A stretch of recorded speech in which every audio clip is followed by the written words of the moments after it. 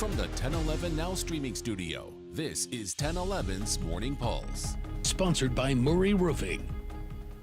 Good morning. This is Craig Allison with your Morning Pulse for Tuesday, February 4th. Our first story this morning going to our Capitol coverage happening today. A hearing for a bill lawmakers and the Nebraska Hospital Association are working to pass to get more funding for rural hospitals. They're looking to stop drug companies from bypassing a federal program called 340B, which provides a large discount on drug prices for these hospitals. Hospitals would use the money they saved on drug costs to invest in other services for their patients, as well as providing them with free or reduced cost care for those who qualify. This is set for 1:30 in the Banking, Commerce, and Insurance Committee, and we'll be sure to follow it.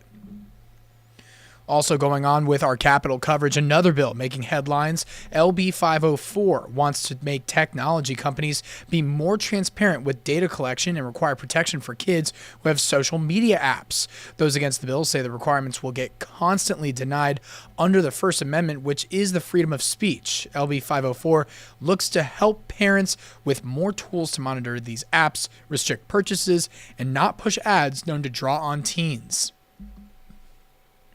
In our crime tracker, 36-year-old Garrett Hanukkah has pled no contest to 3 felonies last Friday, going back to an incident in November of 2023 that spiraled out of control at the Microtel Inn and Suites in North Lincoln.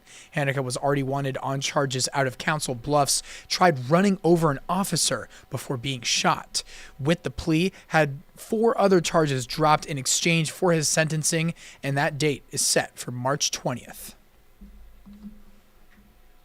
Your fourth story, a team from the University of Nebraska is working with communities hit the hardest from the 2019 floods to help develop long-term plans so that we can all be better prepared for severe weather. 84 of Nebraska's 93 counties experienced some level of flood damage in 2019, but the work is focused on 31 different spots in Douglas, Dodge, and Sarpy counties, but they hope this research can be used across the state.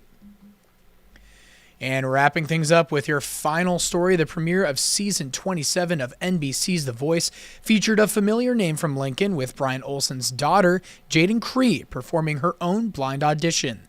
Singing Paramore's Still Into You, Cree got 2 chair turns from judges Michael Bublé and Kelsey Ballerini, ultimately choosing to join Team Bublé. Last year, we followed Bryan Olesen as he took the stage, inviting Cree up after his own blind audition. Olesen ended up being a finalist on the show and returned to Lincoln as a singing sensation. The Voice airs every Monday night at 7 p.m. if you'd like to follow along and see how she does. That is your Morning Pulse for this Tuesday morning, and we'll wrap things up with a look at your 7-day forecast.